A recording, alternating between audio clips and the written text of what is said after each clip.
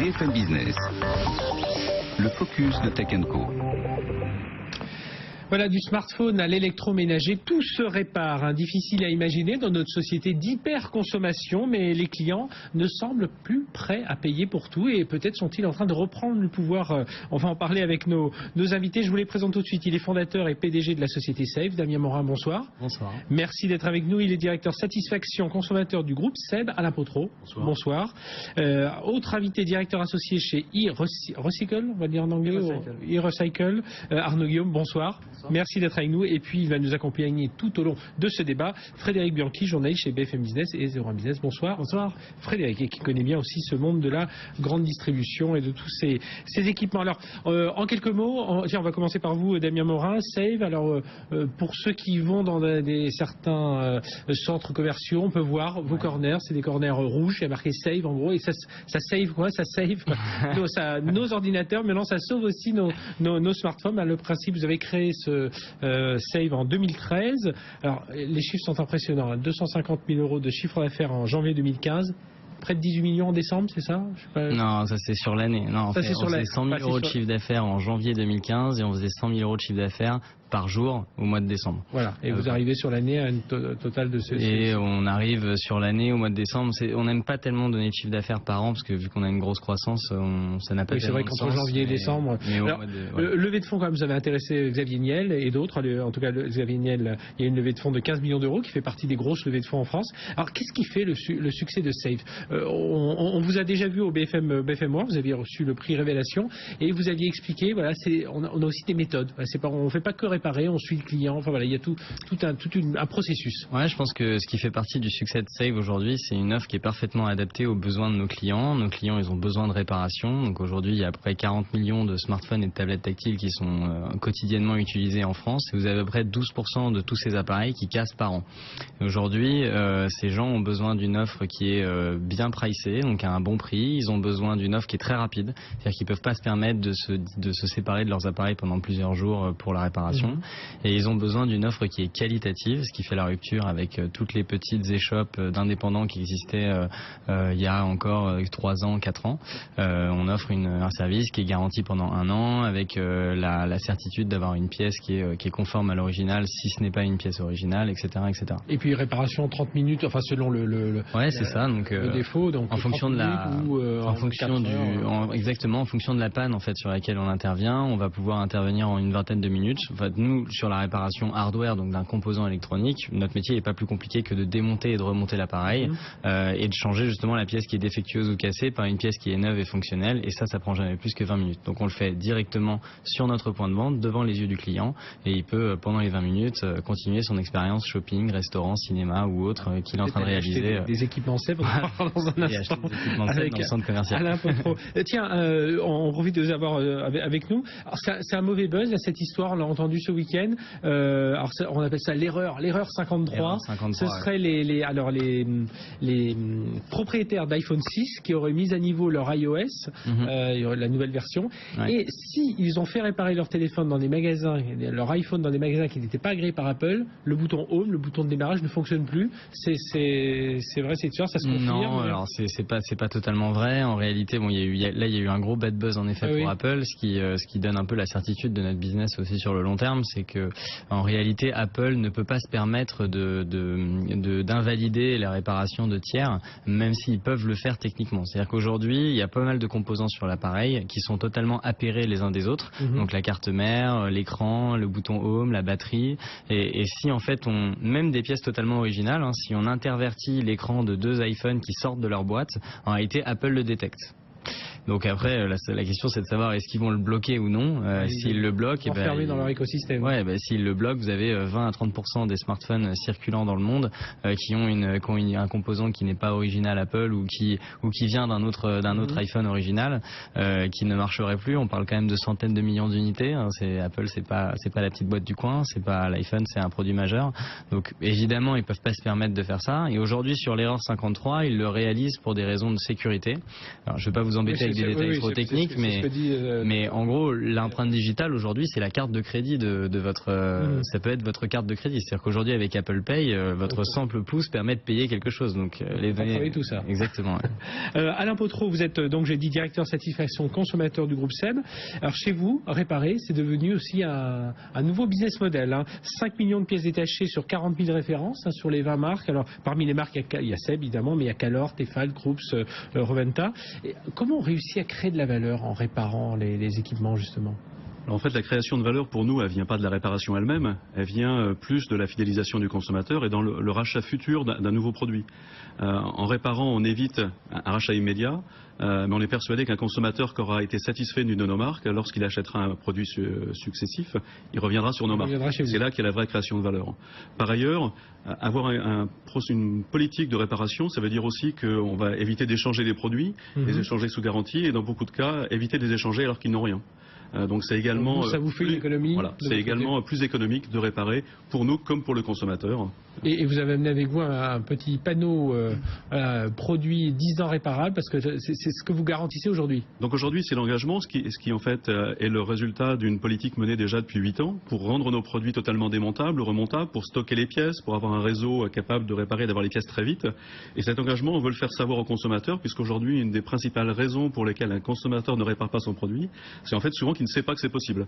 On le voit sur la téléphonie, on le voit dans beaucoup de domaines. Le fait d'informer le consommateur qui sache que c'est possible et que ça va être économiquement intéressant fait que dans la réalité, il va souvent basculer vers la réparation. Aussi parce qu'il y a un attachement à son produit, on a envie de le garder. Alors, sur de l'électroménager, il y a du design, on a envie de garder son produit. Si on peut, on le fait.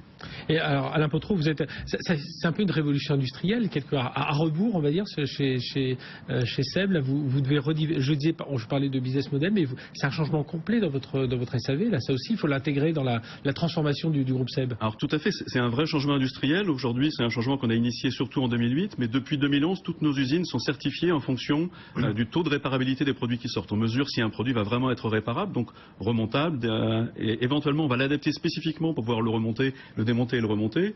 Et puis il faut effectivement estimer de combien de pièces on aura besoin dans 10 ans, puisque pour pouvoir garantir une réparabilité pendant 10 ans, il faut estimer aujourd'hui, compte tenu des défauts qu'on imagine pièce par pièce, de combien on en aura besoin dans 10 ans après avoir été de fabriquer. Il y a évidemment des solutions, par exemple, une solution à laquelle on croit beaucoup demain, c'est de pouvoir imprimer des pièces, et c'est une technologie qu'on teste depuis 1 an, qui va commencer à être exploitée en réel avec des consommateurs dès cette année, ce qui permet éventuellement, sur au moins des pièces plastiques, de pouvoir garantir presque une réparation à vie. On reviendra justement, parce qu'on verra si justement, est-ce que ça change aussi la conception elle-même du produit? Frédéric Bianchi. Oui, non, c'est très intéressant ce que fait SEB.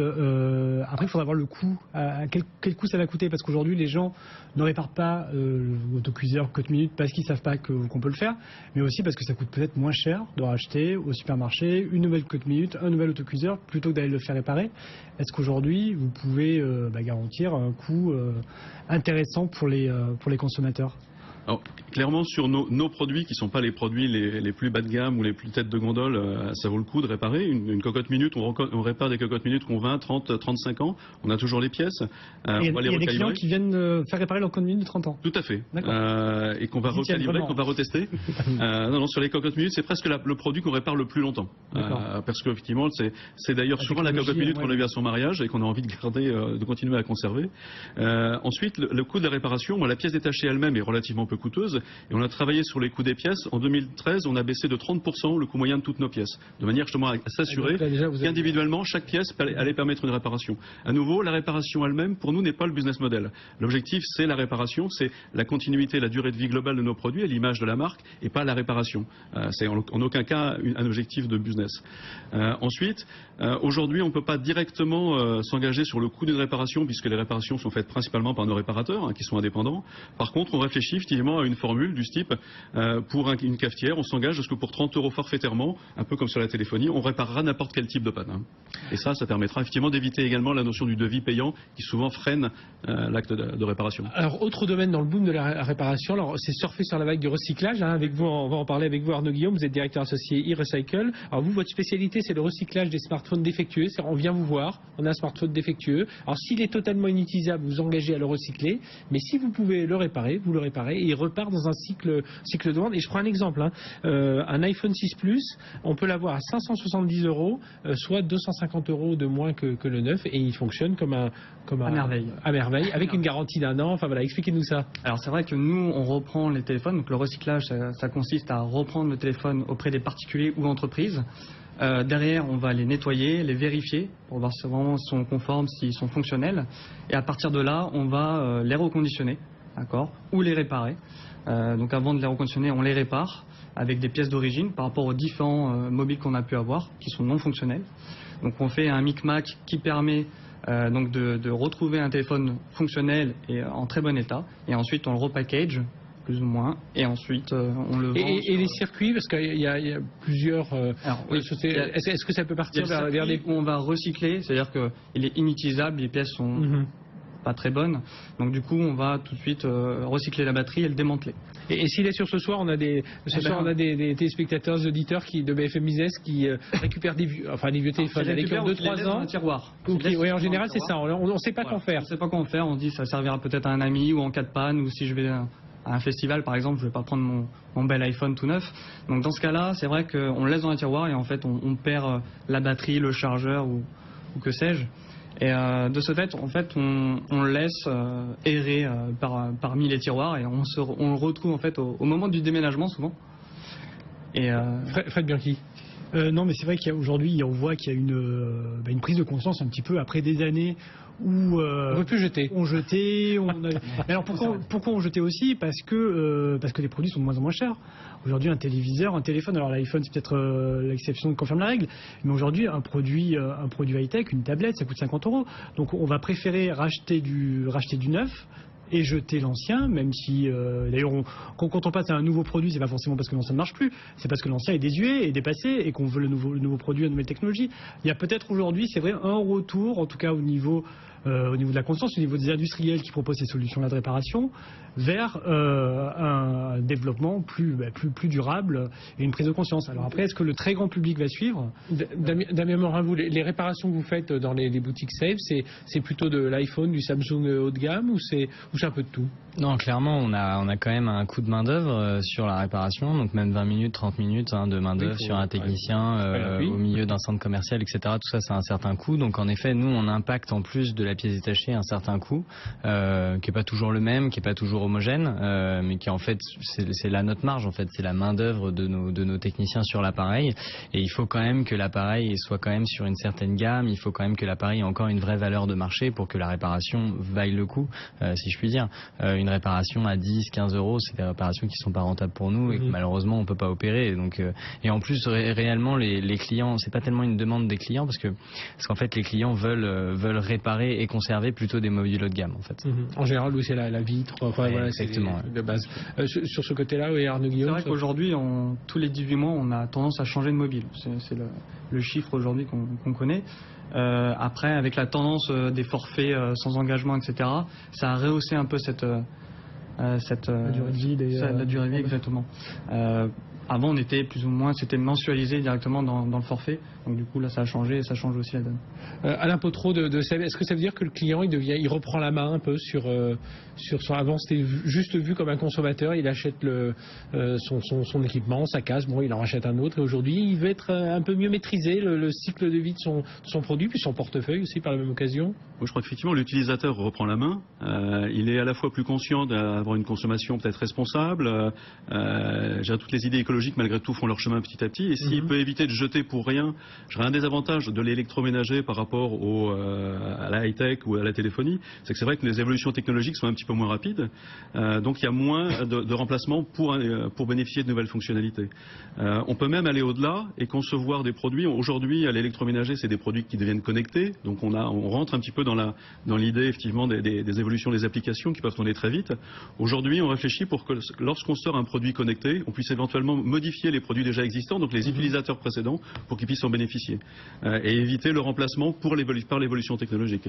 Il y a des réglementations quand on parlait de cocotte minute tout à l'heure. Si je reviens avec ma cocotte minute qui n'est plus sous garantie, que je fais réparer, elle repart sur une... Enfin voilà, est-ce qu'il y a une réglementation à respecter, des choses, je sais pas, puis on en parlera avec vous. Alors, sur une cocotte minute, la réglementation, il n'y a pas spécifiquement de réglementation. Enfin, voilà, globalement, il y a des règles de sécurité qu'on va effectivement valider en recalibrant le produit. Sinon, aujourd'hui, il n'y a pas réellement de réglementation qui couvre la période hors garantie.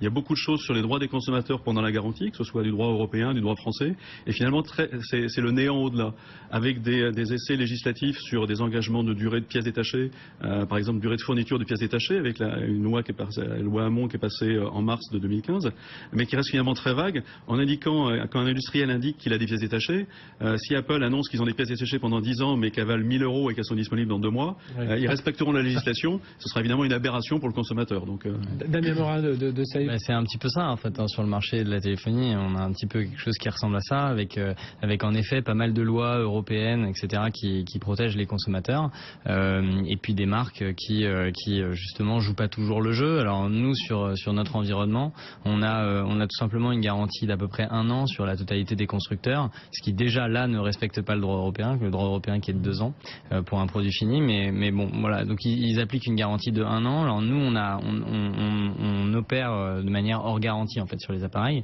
ce qui fait qu'en fait on intervient sur un appareil qui est déjà dans une utilisation qui est autre que l'utilisation de la garantie. Vous venez avec un écran cassé, évidemment c'est pas pris en charge dans la garantie, parce que même les assurances, parce qu'on peut souscrire aussi à des assurances, mais souvent ça prend pas. Ouais, exactement. Un peu déçu, mais sur la partie garantie constructeur, on prévoit pas que vous ayez jeté votre téléphone par terre, etc. Donc d'une manière générale, vous venez chez Save, vous êtes déjà dans un truc qui est en dehors de la garantie. La seule chose, c'est que si on intervient, nous, réparateurs hors garantie, dans votre période de garantie, c'est là où ça devient compliqué. Si vous le faites réparer chez la marque, votre garantie se prolonge jusqu'à normalement la garantie effective avec la date d'achat. Ce qui vous perdez cette garantie-là, mais nous on en applique une nouvelle chez Save. On vous donne une garantie de 1 an qui démarre au moment de la date de la réparation. En revenant chez vous. Donc voilà, donc après chacun applique un petit peu sa garantie, mais en effet il y a quand même un flou sur les constructeurs autour des lois européennes qui normalement sont censées être là pour protéger les consommateurs. Voilà, on va marquer une courte pause, puis on va se retrouver avec nos invités. On va continuer à parler de ce boom des réparations. Hashtag TECHCO, hashtag TechCo si vous voulez réagir, poser des questions à nos invités. Nous on se retrouve tout de suite. Une courte pause.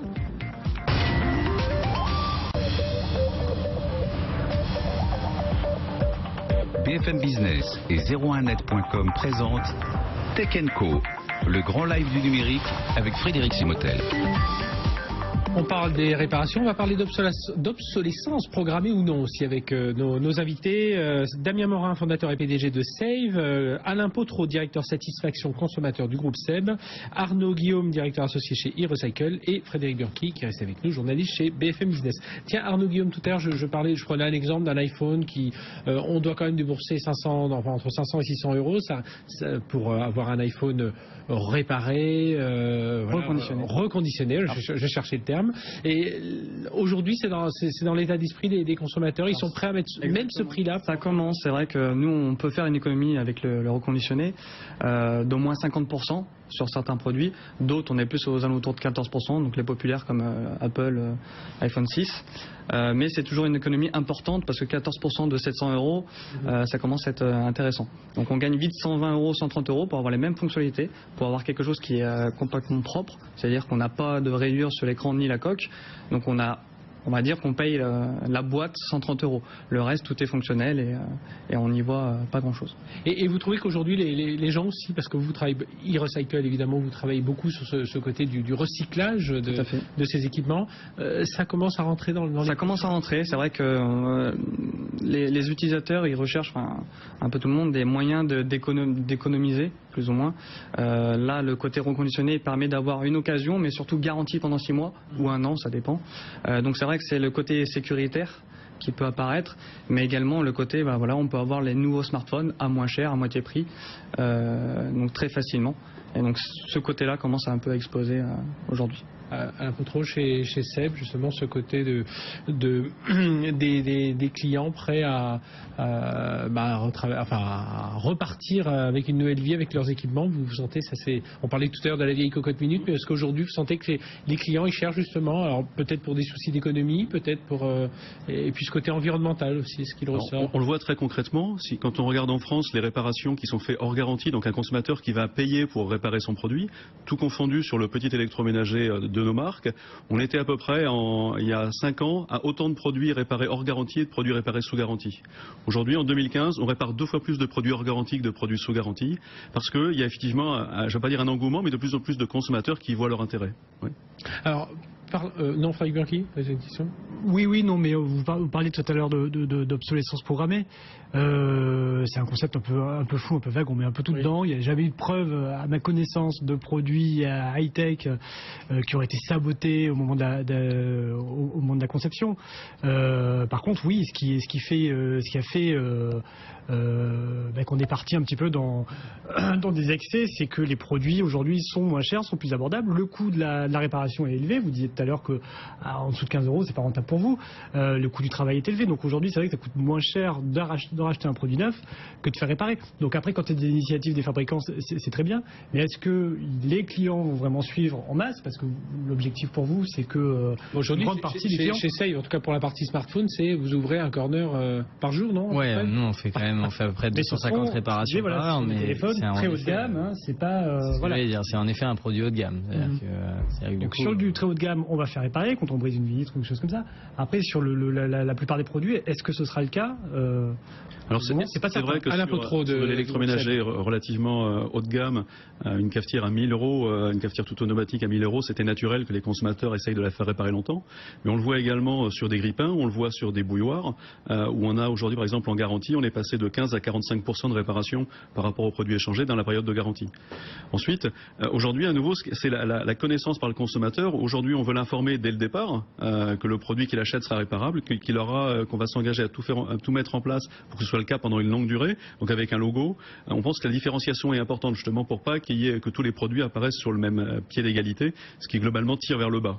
C'est un domaine qui pourrait être aussi investi par l'économie collaborative. Je vois des moments qu'un jour, tout consommateur que nous sommes, nous saurons réparer au moins les réparations de base. Ouais, mais tous les utilisateurs de produits ne souhaitent pas forcément ou n'ont pas les compétences techniques pour réparer ou les outils d'ailleurs pour réparer les produits. Mais je voudrais quand même saluer le fait qu'il y a un constructeur ici sur le plateau oui, puis bien n'importe lequel, un groupe Seb. Oui, et puis c'est-à-dire que je trouve que c'est un très bon signal de justement de donner la disponibilité de ces pièces, de donner, on parlait tout à l'heure même de pouvoir, pourquoi pas donner des manuels de réparation pour les clients, etc., pour que eux-mêmes puissent réparer leurs appareils ou même des tiers. Enfin, l'idée c'est de faire tenir les appareils et je trouve que c'est un avantage concurrentiel d'un constructeur de pouvoir garantir que son produit chez Seb il est garanti pendant un certain nombre d'années, mais derrière on est capable aussi de vous fournir des pièces détachées pendant longtemps. 10 ans, hein, vous avez l'affiche avec vous, Alain Potreau, Frédéric Bianchi puis Alain Potreau. Oui, Frédéric Bianchi, BFM. Vous disiez tout à l'heure que les constructeurs parfois rechignent à vous donner les pièces. Est-ce que c'est parce qu'ils n'en disposent pas? Est-ce que c'est parce que justement ils nourrissent une espèce de système où ils préfèrent qu'on rachète du neuf plutôt qu'on répare? Quelle est la volonté derrière? C'est vrai qu'on n'a pas souvent parlé, mais c'est une bataille ça aussi. Hein, c'est exactement ça. C'est-à-dire que nous, bon, sur la partie électronique, il y a bien moins d'initiatives qui existent que ce qu'on voit aujourd'hui avec le groupe Seb. Mais nous, notre thèse chez Save, c'est de dire que le métier qu'on réalise nous au quotidien sur nos corners, sur aujourd'hui juste en France, hein, donc 92 points de vente sur à peu près 120 centres existants, c'est-à-dire qu'on est quasiment dans tous les centres commerciaux. C'est un métier que tout simplement le groupe Seb ne pourrait pas réaliser. C'est pas leur métier. Donc peut-être qu'on pourrait même travailler main dans la main et qui travaillent avec des tiers qui ont les pièces détachées et pourraient envoyer leurs clients vers des tiers comme nous. Aujourd'hui, ça n'existe pas du tout sur le monde de l'électronique. Mais notre marché long terme, c'est de devenir ça en fait. Il y a une question qui arrive de Lucien. Là, je vais vous la lire dans un instant. C'est sur l'emploi et le recrutement. On va en parler dans un instant. Juste un mot du groupe Seb, Alain Potreau. Vous parliez d'impression 3D. Aujourd'hui, est-ce que ça veut dire que vous réfléchissez vous-même? Je rappelle, hein, c'est Calor, Seb, c'est Calor, Tefal. Alors, Roventa, c'est 7 produits vendus par seconde. Et donc, est-ce que vous réfléchissez vous-même à concevoir des produits sans soudure où on aurait des clips stables, enfin voilà, on aurait des pièces comme ça et comme ça on les changerait plus facilement? Alors, oui, tout à fait. On les conçoit dès le départ pour la réparabilité. À nouveau, c'est un indicateur de performance de nos usines qui est analysé chaque mois par le comité exécutif du groupe. Je vais vous donner juste 2 exemples rapides. Un, c'est un générateur vapeur, une station vapeur pour faire son repassage, sur laquelle on risque de casser des ergoplastiques lorsqu'on le démonte. C'est des pièces qui sont clipsées. On a rajouté en fait un pas de vis caché sur le bâti lui-même, de manière à ce qu'on puisse le refermer avec une vis si on a fermé les ergots. Ça, c'est un développement spécifique pour la réparabilité qui permet de remonter le produit même si on l'a endommagé au démontant. Tout ça. Un autre exemple, c'est des pompes qui, justement, toujours pour les stations vapeur, qui étaient montées avec des pièces serties en force de manière à assurer une bonne étanchéité. On les a remplacées depuis par des pièces qui sont clipsées, justement, de manière à ce qu'on puisse les démonter facilement. Et la bonne nouvelle, c'est que ce genre de réflexion qui demande quand même 6 mois d'études pour nos équipes R&D, ça a signifié également une fabrication plus rapide et donc moins coûteuse. Et puis l'impression 3D, vous avez amené avec vous quelques exemples de petites pièces, voilà, que souvent on est déçu en tant que consommateur, parce qu'il nous manque justement cette petite pièce et on la trouve pas. Et vous, tout à fait, ça fait partie des plus grosses frustrations de se dire il manque juste une toute petite pièce qui est cassée et on ne peut pas la réparer. Aujourd'hui, c'est clairement pas économique de fournir ces pièces en impression 3D si j'en ai de gros besoins, si l'appareil est en cours de fabrication. Par contre, quand le produit a 5-10 ans et qu'il n'est plus fabriqué depuis un moment, comme on va stocker la totalité de nos bases de données 3D, on pourra la réimprimer à la demande. Et ça, c'est ça l'objectif, c'est en fait de fournir au moment où la pièce n'est plus disponible. Allez, un mot sur l'emploi. Arnaud Guillaume de e-Recycle, combien de personnes aujourd'hui chez e-Recycle? Alors nous on est 4, mais par contre on est avec des ateliers qui procèdent aux réinsertions de personnes. Vous avez estimé déjà le nombre d'emplois? Alors là on en a 3. On est très jeunes, on en a 3, mais c'est déjà pas mal, donc on grossit. 3 à temps plein, c'est voilà. C'est ce qui marche chez Save. C'est différent de Save. On vous souhaite la même progression, mais justement, la question de Lucien, c'était de savoir comment on recrute des techniciens, parce que là aussi, il y a ce volet emploi qui est assez fort. Oui, tout à fait. Chez nous, on est 437. Alors nous, en réalité, je pense qu'une des grosses parts de succès justement de Save, c'est pas spécialement d'avoir craqué, développé ou rendu rentable ces points de vente que sont les corners dans les centres commerciaux. C'est tous vos process. C'est derrière, c'est tout le recrutement, c'est toute la formation de nos collaborateurs. Et moi, je passe mon temps à dire qu'en fait, quand on voit le succès de Save, tout le monde voit les corners et le nombre de réparations, mais en réalité, le vrai succès de Save, c'est les gens qui travaillent avec nous, c'est nos sauveteurs. Donc, alors, on a tout un concept marketing où en fait, on dit qu'ils sont pas des techniciens, ce sont des sauveteurs, mais c'est pour qu'ils comprennent vraiment leur mission, comme le fait de résoudre le problème d'un utilisateur et pas seulement de démonter et de remonter un appareil, ce qui nous intéresse pas sur long terme. Donc, comment est-ce qu'on les recrute? On cherche des profils qui sont plutôt vendeurs, parce que pour moi la vente c'est un petit peu le même état d'esprit que de résoudre un service, pas forcément des geeks. Un problème. Non, on dit toujours que dans la vente il faut d'abord s'intéresser à son client, le comprendre, pour après lui trouver une solution en fonction de ses besoins. Nous on a finalement quelque chose qui ressemble un petit peu à ça. Donc sur les corners on cherche des gens qui sont plutôt vendeurs, qui sont plutôt technophiles, qui aiment bien les produits, qui ont la curiosité de savoir comment ça fonctionne, etc. Et on les forme sur tout un cycle de formation qu'on a appelé la Save Academy, qui va durer à peu près 3 semaines. On les forme sur toute la partie technique, tous les outils qu'on va utiliser en interne pour leur quotidien. Et un truc qui nous est cher, on les forme aussi à toute la culture qu'on peut trouver chez Save en interne. De sauveteurs, comme vous le dites. Ouais, toute la culture de sauveteurs. On le dit en plaisantement, mais voilà, mais c'est vrai que c'est un état d'esprit à créer chez les collaborateurs. Très clairement. Je crois qu'en termes d'emploi, justement, en termes d'emploi, je crois qu'il faut rappeler que la réparation, c'est pas des métiers délocalisables. Ça n'aurait pas de sens d'envoyer un produit à l'étranger pour le faire réparer. Aujourd'hui, c'est quand même un métier qui va mal parce que justement la réparation avait eu tendance à plus être à la mode. Il faut recréer des réseaux. Aujourd'hui, on a souvent des discussions avec les parlementaires pour leur dire que la meilleure façon en fait de pousser la réparation, ce serait de baisser la TVA à 5,5. On a vraiment un métier là qu'il faut développer. Oui, moi je suis pour. C'est 5, si je peux le dire. Avec Bianchi. La réparation, oui, c'est un secteur complètement sinistré en France depuis plusieurs années. Enfin, je crois que le nombre de réparateurs de produits électroménagers a été divisé, je ne sais plus par combien, par 3 ou 4 en 20 ans. Et c'est parce que, j'imagine que c'est à cause du coût du travail aussi, qui est trop élevé. Et aussi au fait que les produits sont de moins en moins chers et sont fabriqués en Chine et plus abordables. Donc aujourd'hui, faire réparer, si j'imagine que le nombre de réparateurs est en chute libre, c'est qu'il y a n'y avait plus la demande aussi. Alors il n'y avait plus la demande, mais c'est à la conjonction effectivement de plusieurs choses. Les produits globalement ont baissé, un peu moins en petit électroménager, parce qu'on reste sur des produits qui restent globalement équivalents, ou je dirais qu'il n'y a pas de grosse évolution de gamme. Mais effectivement, malheureusement, une industrie qui en général a essayé de gagner de l'argent sur l'activité de réparation, et donc a augmenté le prix des pièces jusqu'à les rendre totalement illusoires sur une réparation. Donc c'est toutes ces conjonctions qui ont fait que le métier effectivement a fortement chuté. Il y a le prix des pièces, c'est surtout la main-d'œuvre qui est chère. Alors voilà, aujourd'hui, clairement sur nos produits, on a fait le choix effectivement de tout miser sur la main-d'œuvre. Globalement, une réparation sur un de nos produits, ce sera exclusivement de la main-d'œuvre. La pièce est quasiment fournie à prix coûtant. Oui, puis avec l'impression 3D, on va commencer à voir des pièces un peu plus facilement. Plus facilement, en tout cas, longtemps. Arnaud Guillaume, puis on conclura avec vous. Au niveau environnement aujourd'hui, c'est une manière d'avoir moins de déchets. Enfin, vous avez récolté combien de... Alors aujourd'hui, on est à 500 par mois. C'est très peu, mais c'est déjà pas mal. Ça suffit pour créer 3 emplois. Donc le but, c'est de pouvoir exploser sur ce côté-là, et surtout faire prendre conscience aux différents utilisateurs, clients, internautes et autres, qu'il y a des solutions qui existent, autre que le Bon Coin ou autre.